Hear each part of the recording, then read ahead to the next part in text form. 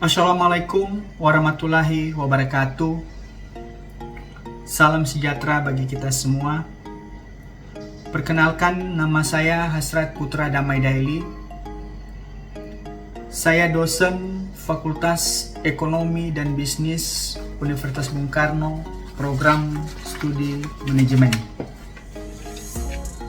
Pada semester genap ini, saya mengajarkan mata kuliah Ekonomi Manajerial pada semester 4 dengan kode mata kuliah MKB 3119409 dengan bobot SKS sebesar 3 SKS dengan mata kuliah prasyarat Ekonomi Makro.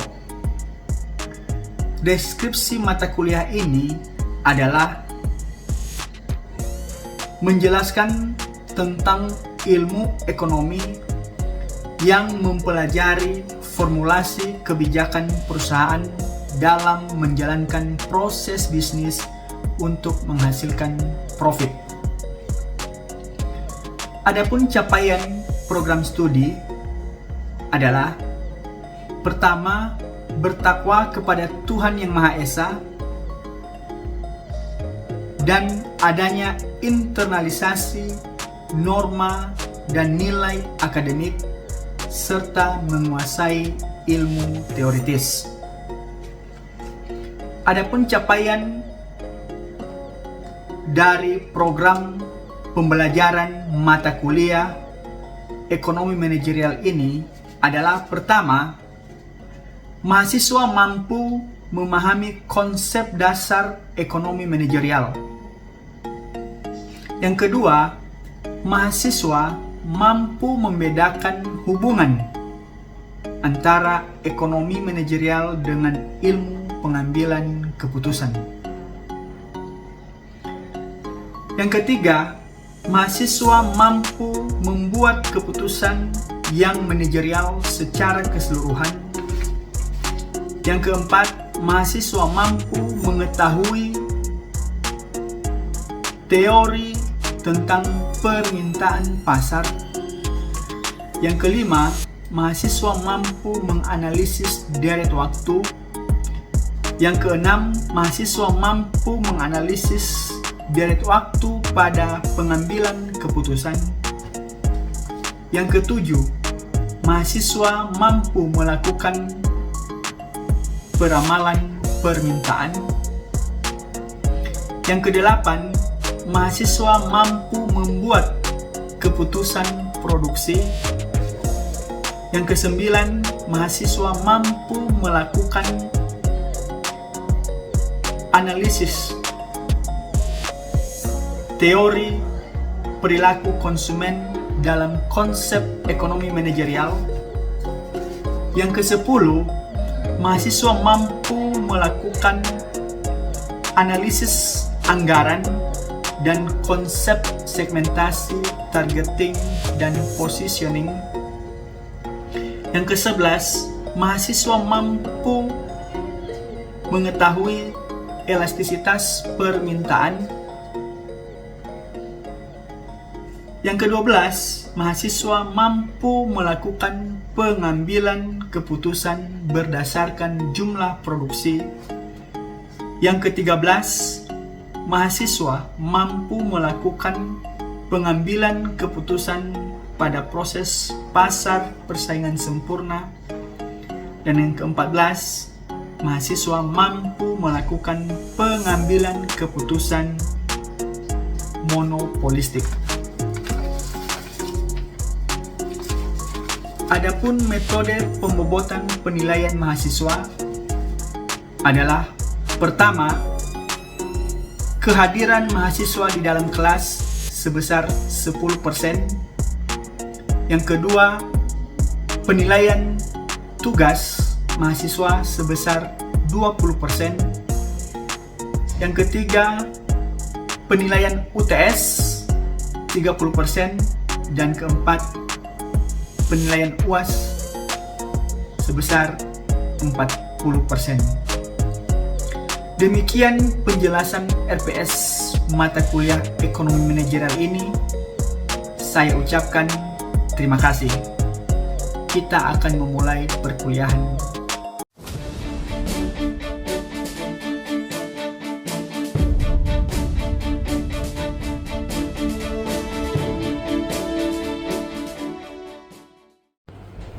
Selamat siang saudara mahasiswa semua. Siang. Saat ini kita akan membahas materi yang namanya keputusan harga dan kuantitas di pasar monopoli. Minggu yang lalu kita sudah membahas yang namanya pasar oligopoli. Kita juga sudah membahas yang namanya pasar persaingan sempurna. Pada saat ini kita akan membahas yang namanya dengan judul materi pasar monopoli. Saudara-saudara mahasiswa semua, pasar monopoli di situ dikatakan adalah satu struktur pasar di mana hanya ada satu penjual ataupun satu perusahaan untuk produk yang tidak ada substitusinya. Tidak ada substitusinya.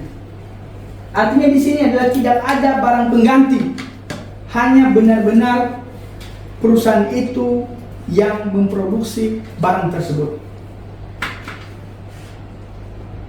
Contoh pasar monopoli ini apa contohnya? PT KAI. Ya, betul. Perusahaan kereta api.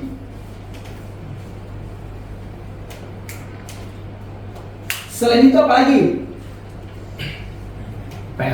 PLN, betul. Perusahaan listrik negara.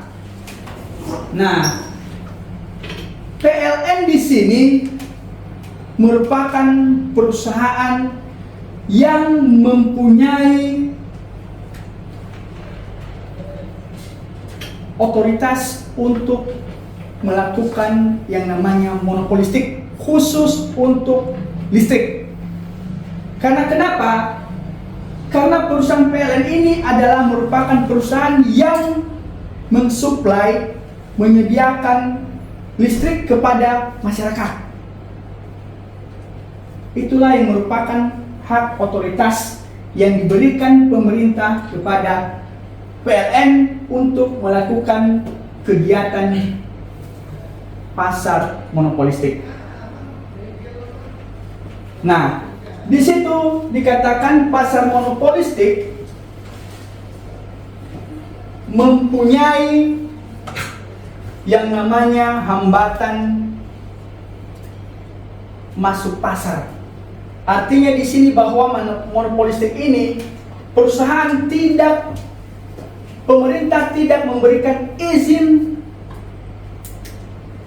kepada perusahaan lain untuk melaksanakan kegiatan bisnis yang sejenis dengan perusahaan itu. Makanya tadi saya bilang bahwa PLN ini adalah merupakan perusahaan yang diberikan pemerintah otoritas khusus.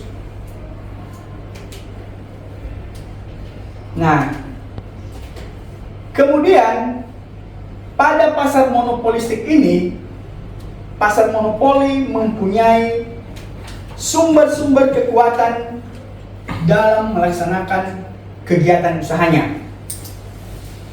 Kekuatan atau sumber kekuatan yang pertama adalah memiliki bahan mentah yang strategis. Nah, di sini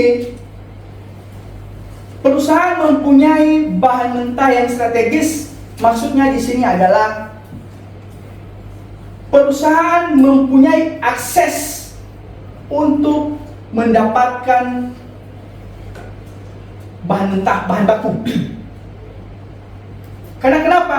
Otoritas yang diberikan pemerintah tadi,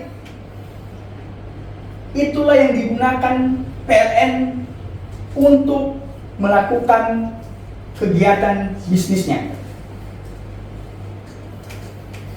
Kita bisa ketahui bahwa bahan baku terbesar pada perusahaan PLN ini adalah apa? Batu bara. Batu bara, betul. Batu bara. Batu bara. Kita bisa menikmati cahaya listrik saat ini karena perusahaan PLN yang mensuplai listrik ke hampir semua rumah tangga, ke semua gedung. Nah, itulah kekuatan sumber utama yang pertama pada pasar monopolistik. Perusahaan mempunyai atau memiliki bahan mentah yang strategis. Yang kedua adalah memiliki pengetahuan eksklusif tentang teknik produksi. Pengetahuan eksklusif tentang produksi di sini adalah bila perusahaan mengetahui cara tertentu untuk memproduksi produk yang tidak diketahui perusahaan lain, maka akan memungkinkan perusahaan tersebut menjadi satu-satunya perusahaan yang menghasilkan produk dengan spesifikasi dan kualitas tertentu. Nah, di sini saudara mahasiswa semua ada yang namanya eksklusivitas. Ada otoritas yang diberikan kepada perusahaan oleh pemerintah. Eksklusivitas apa itu? Yang diberikan pemerintah adalah berupa yang namanya itu regulasi. Pemerintah mengatur kegiatan perusahaan dari hilir ke hulu. Itulah eksklusivitas yang dimiliki oleh perusahaan monopolistik di sini. Itu kekuatan yang kedua. Kekuatan yang ketiga adalah, atau sumber kekuatan yang ketiga pada perusahaan monopolistik adalah memiliki hak paten. Perusahaan memiliki hak paten pada produksi atau pada proses produksi. Hak paten itu digunakan oleh perusahaan untuk menjalankan kegiatan perusahaannya. Tadi di kekuatan yang kedua, poin yang kedua di situ katanya ada eksklusivitas. Ada otoritas yang diberikan oleh pemerintah, sehingga pemerintah memberikan regulasi khusus untuk mensuplai listrik kepada masyarakat. Nah, hak paten ini juga pada poin yang ketiga atau kekuatan yang ketiga ini adalah hak paten yang diberikan khusus kepada perusahaan monopolistik seperti PLN. Dia punya hak paten untuk memproduksi menggunakan bahan baku. Dia juga diberikan hak paten untuk mendistribusi, menjual. Dia produksi sekaligus dia jual. Nah, pemberian hak monopoli ini adalah pemberian otoritas khusus. Tadi sudah saya katakan bahwa hak monopoli ini adalah pemberian otoritas khusus kepada perusahaan. Dia produksi, dia juga distribusi kepada konsumen, kepada masyarakat. Jadi itulah 5 sumber kekuatan dari perusahaan monopolistik. Sampai di sini kalau ada yang ditanyakan, silakan ditanyakan.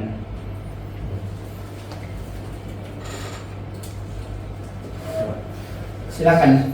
Sebelumnya terima kasih Pak atas penjelasannya.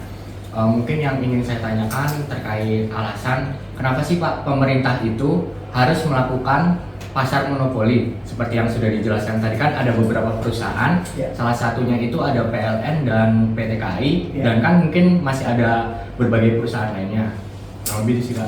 Oke. Terima kasih. Oke, terima kasih. Jadi alasan kenapa perusahaan mengizinkan atau memberikan izin kepada perusahaan tertentu untuk melakukan kegiatan monopolistik. Nah, alasan pemerintah di sini kenapa memberikan izin atau otoritas khusus kepada perusahaan tertentu, contohnya PLN, untuk melakukan kegiatan monopolistik, alasannya karena pemerintah memberikan otoritas khusus kepada PLN ini untuk melayani kebutuhan masyarakat akan listrik. Karena kenapa? Ini listrik ini merupakan produk komoditas. Produk komoditas ini karena dibutuhkan oleh semua orang. Atau di antara kita ada nggak yang nggak membutuhkan listrik? Semua pasti butuh. Kebutuhan, salah satu kebutuhan yang paling mendasar di luar sandang, pangan, dan papan adalah listrik. Nah, itulah otoritas khusus yang diberikan pemerintah kepada perusahaan supaya perusahaan ini bisa memenuhi kebutuhan masyarakat akan listrik. Karena kenapa? Ini adalah merupakan yang berkaitan dengan kebutuhan masyarakat. Kebutuhan masyarakat ini juga akan ada kaitannya dengan daya beli masyarakat. Kenapa masyarakat, kenapa pemerintah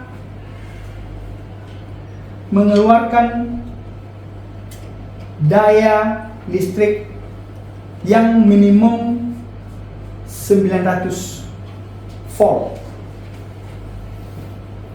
atau 900 kWh. 900 kWh. Karena listrik ini sangat dibutuhkan oleh masyarakat. Mulai dari masyarakat paling bawah hingga masyarakat segmentasi paling atas. Kalau contohnya listrik ini diberikan pada sistem pasar persaingan sempurna, masyarakat paling bawah jarang bisa merasakan yang namanya listrik, pencahayaan di rumahnya. Karena kenapa? Daya beli kurang akan kebutuhan listrik. Tetapi karena ada otoritas pemerintah kepada PLN untuk memproduksi dan mendistribusikan produk listriknya, maka semua masyarakat khususnya di negara kita bisa merasakan yang namanya listrik di rumahnya masing-masing. Itu jawabannya kira-kira, Manuel. Baik, terima kasih Pak. Oke. Berdasarkan sumber-sumber kekuatan monopoli, perusahaan dapat dibedakan dengan dua cara, yaitu ada yang namanya di situ monopoli murni. Nah, di sini dikatakan monopoli murni adalah kekuatan monopoli yang diberikan penugasan untuk penguasaan sumber strategis.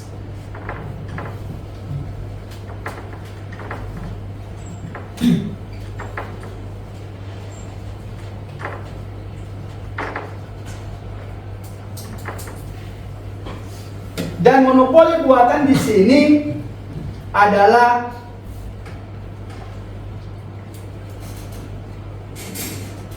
kegiatan perusahaan yang menghasilkan produk yang efisien tapi tidak masuk pada pasar. Ini kegiatan yang dibatasi.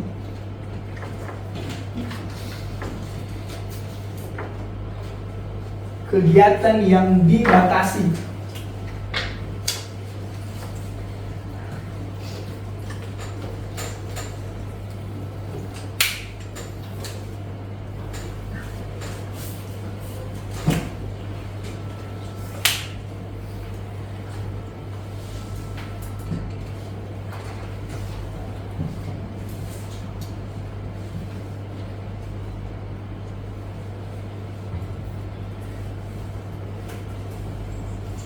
Nah,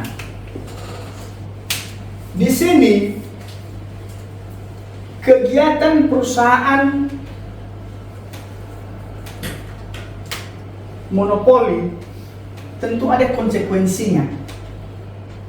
Konsekuensi yang didapat oleh perusahaan dan juga konsekuensi yang didapat oleh konsumen atau masyarakat.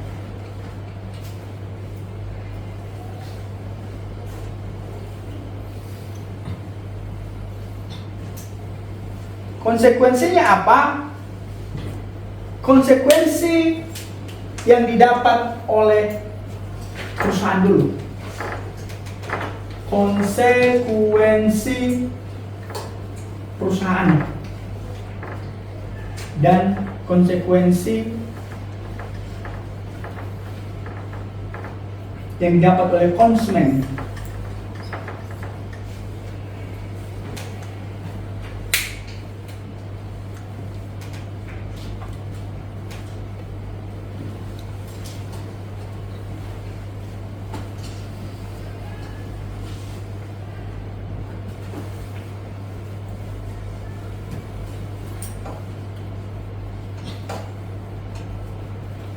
Nah, konsekuensi yang didapat perusahaan pada kegiatan pasar monopolistik di sini adalah perusahaan mempunyai kontrol atas penentuan harga sendiri.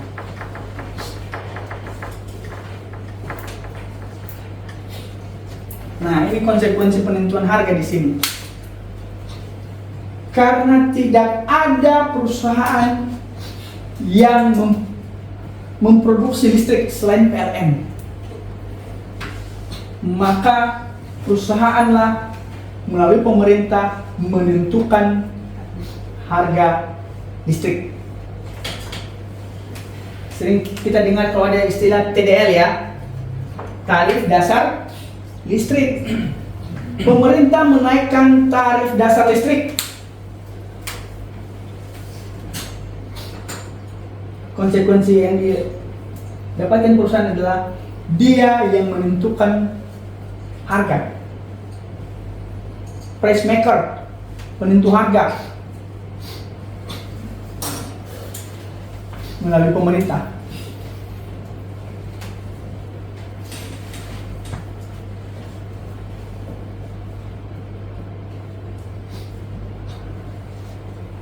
Kemudian berikutnya adalah konsekuensi yang didapat oleh konsumen.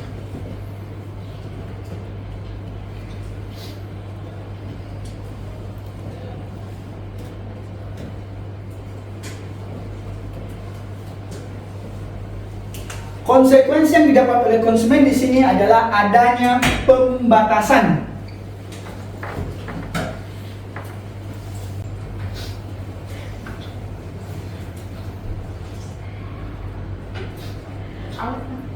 Selanjutnya,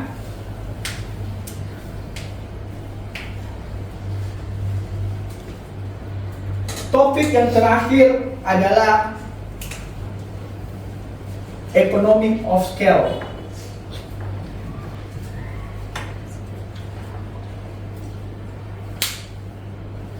Kita ambil contoh pada economic of scale ini adalah kendaraan, mobil. Mobil, katakan mobil sport. Mobil sport speknya tinggi. ya. Tapi cuma diproduksi di Indonesia hanya dua unit limited edition, ya, limited edition, edisi terbatas nih. Kalau jumlah produksinya sudah dibatasi cuma 2, bagaimana harganya? Tinggi, pasti tinggi, pasti tinggi.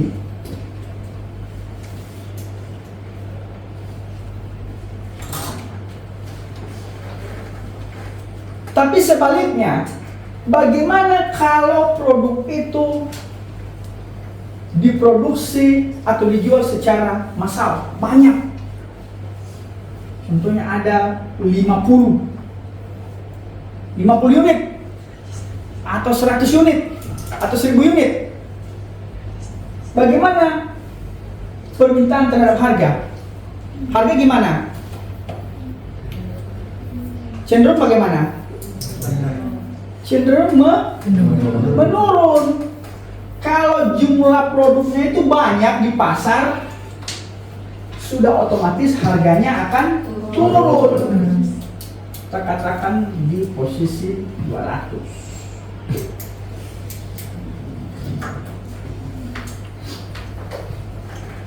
Inilah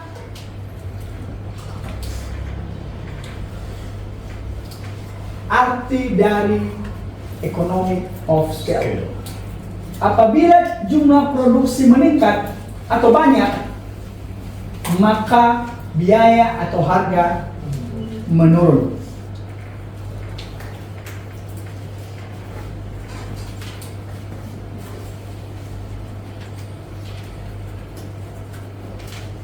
Oke? Sampai di sini kalau ada yang ditanyakan silakan ditanyakan. Izin Pak. Ya, silakan. Saya mungkin Pak izin bertanya, Iya. dari materi economy of scale yang sudah Bapak jelaskan, Iya. saya ingin tahu bagaimana konsep economy of scale pada ekonomi manajerial. Oke. Konsep economy of scale pada ekonomi manajerial. Konsepnya adalah seperti yang sudah saya jelaskan tadi di sini. Konsep economy of scale pada ekonomi manajerial adalah turunnya biaya produksi per unit bersamaan dengan meningkatnya jumlah produk atau jumlah yang dipasarkan atau yang dijual di pasar. Konsepnya seperti hukum permintaan dan penawaran.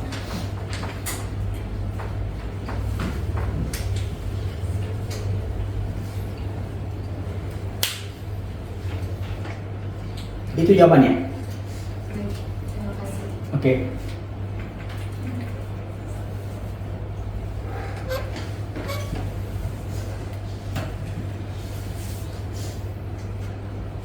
Ada yang ditanyakan lagi?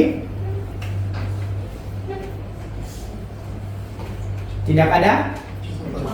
Oke, sudah cukup jelas? Jelas Pak. Jelas Pak. Oke, kalau tidak ada yang ditanyakan lagi.